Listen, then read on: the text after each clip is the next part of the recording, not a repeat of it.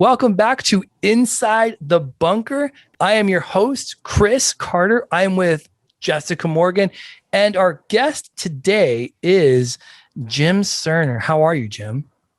I'm doing well, man. How are you doing? Good. It's good to see you guys. Good to see you guys again. Dude, once we get to see each other it's so good to see you too. Right? Yeah. The three-dimensional hugs are going to be real. Yeah.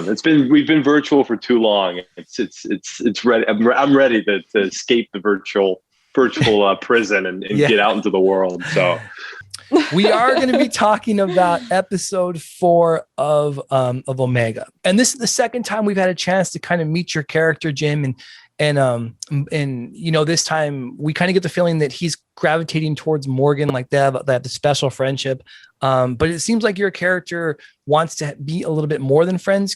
Do you get that read at this point in the story with your character? Did you get that when you were reading the script at all?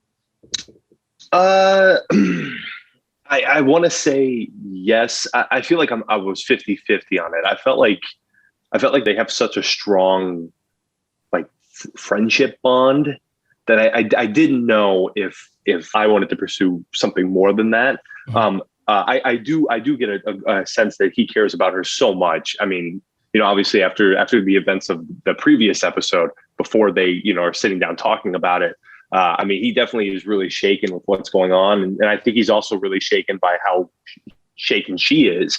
So yeah, I mean, I definitely do feel like he has feelings for her, but I also feel like he's got such a strong friendship with that character as well. Yeah. And yeah, I totally ship you too. I ship Daniel Morgan. I'm like rooting for him over here. you gotta come up with like a name now. So like that's you right. Combine both our names together. Dorgan. What? Dorgan works. I know you're laughing. It works. I do think Daniel's like a really good friend too, for sure. It is like one of those things where, you know, the fact that she can call him up and after having gone through what she did in 3, and then you just take her out to a bar kind of thing and just like talk it over and try to kind of calm down from it and everything, says a lot about where your guys' friendship is too, you know. Jim, do you remember filming that episode? Do you remember that day at all? You do. I do remember that day. What do you remember about that day on set? Because that scene that you're part of was done on that one set in one day, and like I think it might have been like 3 hours or 4 hours. So yeah, I remember I remember being really excited for, and obviously we didn't know when this was going to get released at the time, but I was excited to see the guy who was staring. Eric. Yeah. Eric. I wanted to see him because Brittany, every time we cut, Brittany would be like, he's freaking me out. Like Eric is scaring the heck out of me. And I couldn't see because I was facing her. I was like, I'm excited to see the episode because that's what I want to see. I want to see Eric staring at Brittany. But I also remember, I think the one thing I remember was just the location of the bar was downtown. Yeah. It was just really cool, like having an environment like that and being able to get a couple other people to sit out and sit in background and I mean it makes the bar look a lot more lively than it was when we were filming. But yeah, I love shooting on location like that. I mean, that's always fun. You can't beat something like that. So I think that's what I was most excited for, was actually getting on location somewhere and filming. And it was very quick. I mean, I felt like Britt and I rehearsed the scene once or twice, and we already had a feel for our characters by that point, pretty good. And we just kind of sailed through it pretty easily, and we're kind of able to take it a step further every time. So yeah. And it's such a simple scene too. We're just sitting talking at the bar, but I think what we're talking about sets the tone for the whole series. Cause that's kind of when things start to kick off a little bit. So, exactly. Right. I know. And especially like even in the format it was originally before it was like a web series, there was just only so much time that we have to kind of let the audience get a feel for who you guys are and your relationships before we like jump into what's going to happen, you know? And and I think you're right. I think like this episode, you know, we'll find out what comes after, but I think very much you're right on about this is kind of that last sort of moment of like, you know, I say calm before the storm, but really it's like the creep factor or something before the storm. Like, you know, it's that last moments for the audience of being like, are they not picking up on stuff? Are they, are we not noticing these things? Like, yeah. And what's really cool about this scene too, is that I'm in the very original script. I know that Chris had wrote, this was actually kind of two scenes that he combined at some point because it was supposed to be a scene in the car where you guys were supposed to be. I think you were supposed to drive her to where she decides to go hiking in what would have been scene or episode 3. That's right. As part of that, we were trying to condense down and everything. And that's, it ended up being this whole scene. So it was a combination of things. And it was really great to have you and Brittany be so on it and to just like jump into it and have less time basically for you to show us who you guys are as your characters. And I think you guys do great. I think we're really lucky to have you guys both just come right in and be ready to go, you know? Well, thank you. No, it's true, Jim. Like, honestly, we talk about that and we say that, and I remember saying, as long as you guys are off book, we'll be okay, because that's the one thing. It's hard because, you know, us running, you know, a skeleton crew and, you know, all the money that we pay for these locations, we do it ourselves. So that location, I think might've been $120 an hour.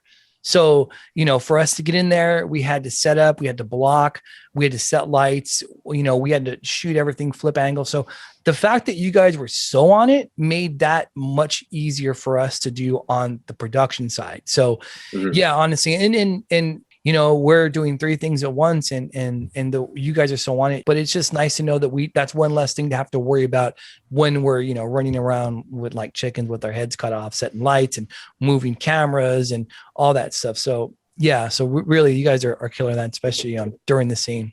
Do you remember too, tidbit, Brittany twisted her ankle this day and you're okay. So, and because I think wasn't that why we changed? Weren't we supposed to film something with us? Something like that. Now that you bring that up, I do remember that. I'd forgotten about that, but I was like, oh yeah, that's right. I do remember that. And that's like part of the kudos, because it's like, I think we had some other scene set up for that day or something. And then we had to move around our whole schedule because she got hurt and we still were trying to film. And so the fact that you guys were able to jump over to the scene when I think you were supposed to have more time to, you know, prepare and everything. I don't know. I don't know if you guys remember, but 2 days before that scene, I had terrible kidney stones. Oh God. What? I think I remember that too. Yeah, I think I remember we were like, oh no, are we going to be able to do anything? Yeah. And I got out of the hospital like the day or two before we filmed. Holy shit. Like that was, so it was rough. I mean, I remember I was like, I don't know how I'm going to do this if I'm feeling like this, but luckily by that day I felt a lot better. But yeah, that's right. Cause I remember there was a point in shooting where I had the kidney stones and I was like, oh boy, like how am I going to do this? And it was that scene. Yeah, that's crazy. I know. So it's wild to think that both of you who are like, you know, the leads in that scene are like both not feeling well that day. Like, you know what I mean? Like you had kidney stones and Brittany was in pain from her ankle. Like, and you don't notice it. Like, you know what I mean? Like no, not at all. I mean, that you guys look, that thing went off flawlessly and it was great. And I did not know that, or at least I don't remember it. Again, we talk about it. I mean, you know, we did Dark Chronicles between then. And, you know, so a lot of stuff has happened. We've done basically a whole feature in between making this and releasing this web series. And it's great though, Jim, honestly, seeing you kind of play this, and Jessica mentioned it when we were talking to Brittany in episode 1, that when I wrote this, there was nobody really in mind for casting, but then as we kind of had ideas for who we might put where, and then all of a sudden, you know, your guys' voices kind of took these words on this page, and then they became you, if that makes any sense. And, you know, there's something there. If you can just sit here and listen to 2 people have this conversation, then you care about the characters. And that's really what I think people will do, because I think people identify with you and Brittany at some point. So, but that's testament to you guys. It really is. Thanks, man. That's great. Yeah. That's awesome to hear. Yeah. Hey, so I want to talk about the story, how actually I bring up casting. I met you at Universal when we were in training, and like I like to talk about how I kind of met our cast and our crew and whatnot. And so I talked about Brittany and how I met her through HHN, and how when we talked to Joe, I met him through Katie, who I was at HHN with, and then you and I met in our training class at Universal Studios. And I remember just talking to you about films and you saying that you really enjoyed Back to the Future. And I'm like, oh, well, this dude, he's an actor. I'm a director. Let's make something happen. And then, sure enough, I tell Jessica, like, Jim talked his way into Omega. And I'm like, that's great. Like, we both went on that one. So you definitely auditioned, though. I do remember that. Like, I remember reading Jim for it, because I had, never met you, Jim. And so it was like, I think I read with you just to help with that read. And and I remember being very impressed. And then like immediately it's funny, like as directors, I think we do start to like, we just need to see you like read and see what you have a little bit. And then you just start to like put pieces together. Cause I remember, we were talking about the second part of what this film was originally going to be. And it was supposed to be like a military piece.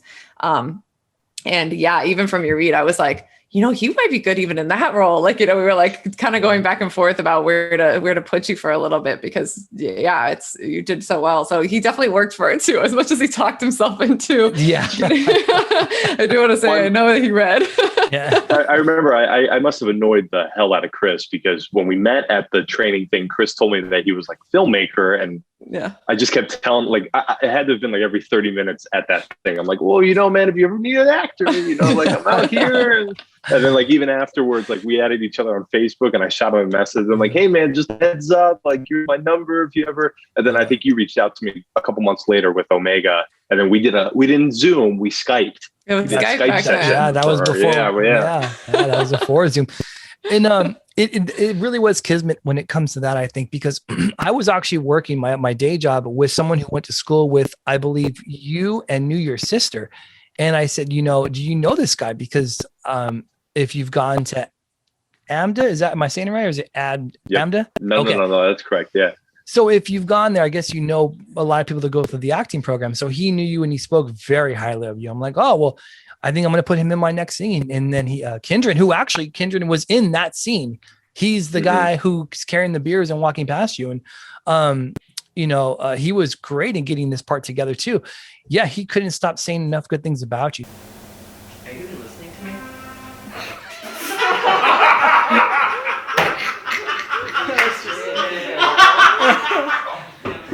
Oh my God.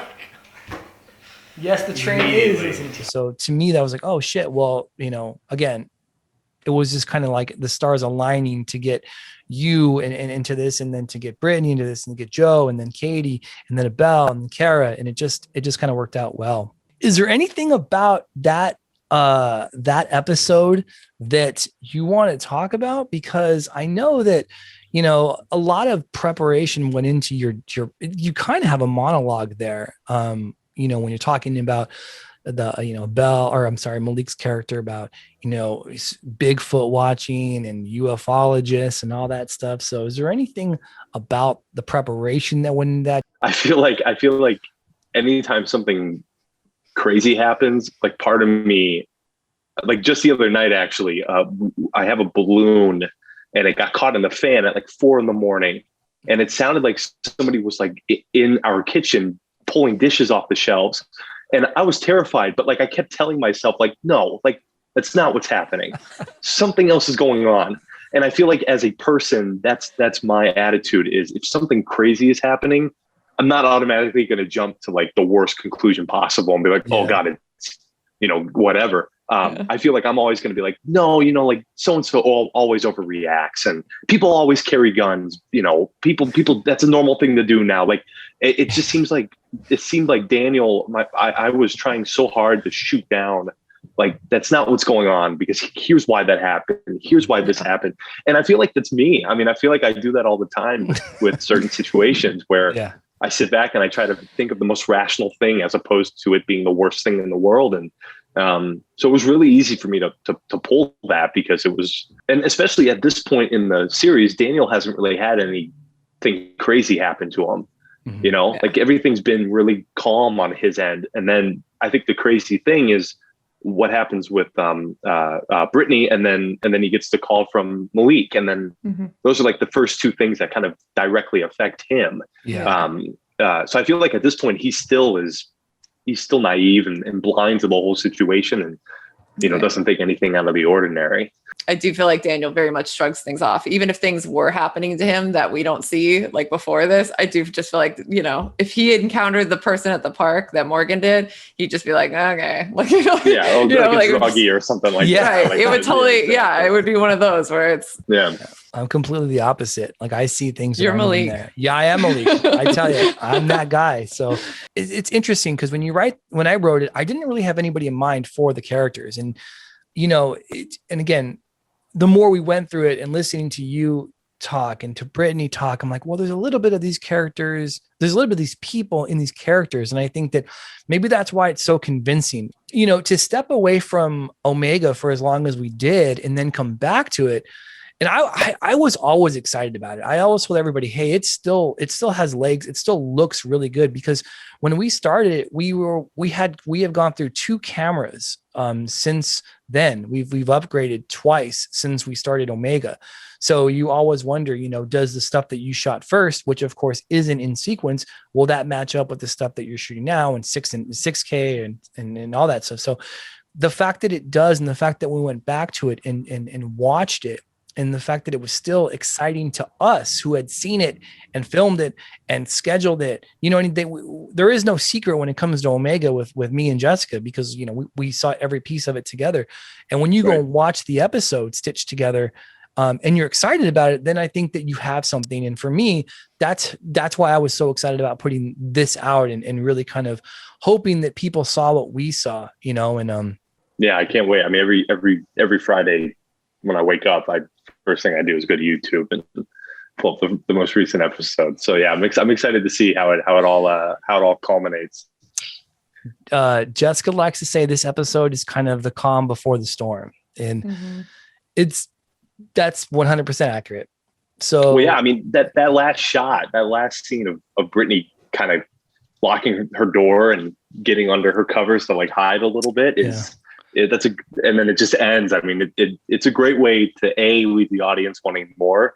But like I said earlier, like B, I think it just sets the tone for like, all this other crazy stuff's about to go down, and that this is So it's that last reminder now that it's like something's up, and it's like in her house. Like, you know what I mean? Like she's literally like not able to sleep because like it's that close now. So tell me, Jim, if you woke up and if you had a roommate and you woke up and your roommate came into your room and standing over you, like, what would you do?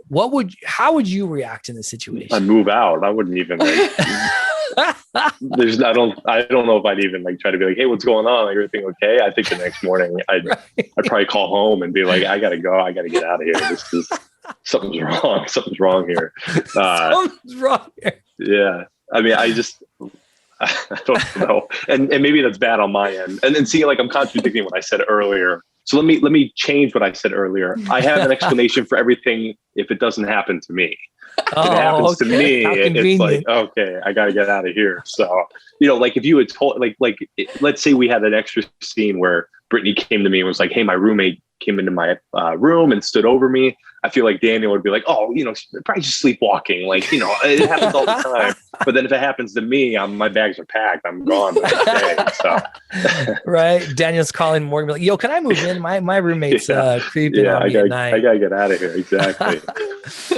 Dude, so let me ask you, do you like scary things? Do you enjoy scary movies? I don't think I've ever asked you. You do like scary movies? I love them. Yeah. Okay. I love them. Because when you told me you were big into like the horror scene and horror genre and stuff, I mean, I never had really had any experience with it. And then I think Omega was really my first experience in that sort of genre and atmosphere. And I mean, I always loved watching it, and I always wondered what it would be like to be in something like that. So yeah, I mean, I love it. That's awesome. And Jim, you were awesome in this episode, and we've got some stuff coming up. We're not going to spoil anything, but we're going to have you back on later to kind of, talk about your character and how everything kind of go from here. Yeah, really. Cause it was just so fun. It's been, I love that episode because I know what's coming up. So it's like, I know what's under the tree for Christmas and I just want people to know too. So, Right. You know what I mean? So this has been extremely painful for me not to tell like spoilers, but I can't wait to talk about your character and he's been having a hard time. He really wants to tell you guys, even like for the actors, because we've been trying to be like, I'm like, no, let's just let them watch it too as it comes out. And Chris is the one who's like, no, I'm going to tell them like that we're going to do this episode has this and I'm like, nope. Let us enjoy it like the audience. Yeah, exactly. Relive it. Yeah, exactly. Yeah. I think it's going to be really exciting for everybody to see where your character goes. And I already appreciate all the relationships you've built. Like even you and Malik, like I love your guys' friendship. I just think it's so funny. Like that back and forth is so relatable, So just thank you for all you do and for being here with us. Yeah, man. Yeah. Thank you guys. Yeah. I had a blast. It was great. Thanks for having me. All right. Awesome. All right, Jim, thank you very much. And we will talk to you later. Have a good night, everybody.